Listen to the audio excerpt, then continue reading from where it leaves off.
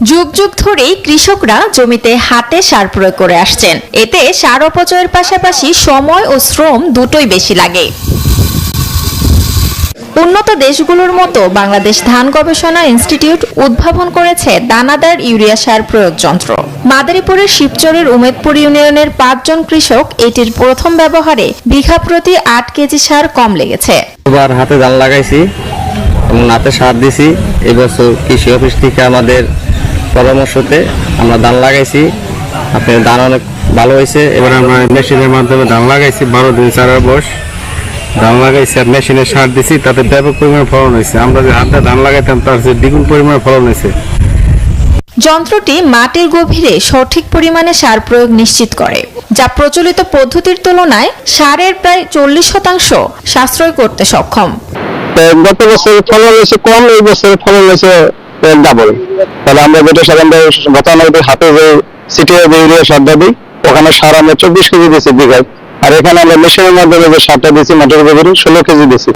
দানাদার ইউরিয়া সার প্রয়োগ যন্ত্রটি ফসলের উৎপাদনশীলতা বাড়াতে এবং কৃষকদের আর্থিক উন্নয়নে সহায়ক হবে বলে জানান এই দুই কর্মকর্তা।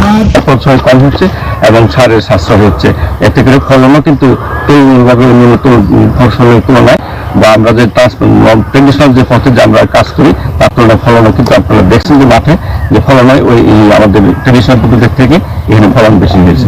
আপনারা জানেন যে আমাদের ধান চাষে প্রচুর পরিমাণে ইউরিয়া সার আমাদের প্রয়োজন হয়ে পড়ে।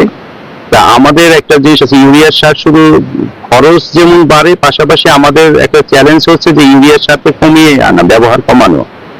কারণ এই ইউরিয়া সারকে কমানোর জন্য, কারণ ইউরিয়া সার শুধু উৎপাদন বাড়ায়, পাশাপাশি এটা কিন্তু পরিবেশেরও ক্ষতি করে। এখান থেকে গ্রিন হাউস গ্যাস নির্গত হয়, নাইট্রাস অক্সাইড, যেটা আসলে আমাদের একটা গ্রিন হাউস জলবায়ু পরিবর্তনে বিরাট একটা কন্ট্রিবিউশন করে। যেই উদ্দেশ্যকে সামনে রেখে ইউরিয়া সারের যে ব্যবহার কমানো যায়, সেজন্য আমাদের এনসিসি ব্যাংকের একটা অর্থায়নে আমরা এই গবেষণাটি পরিচালিত করি।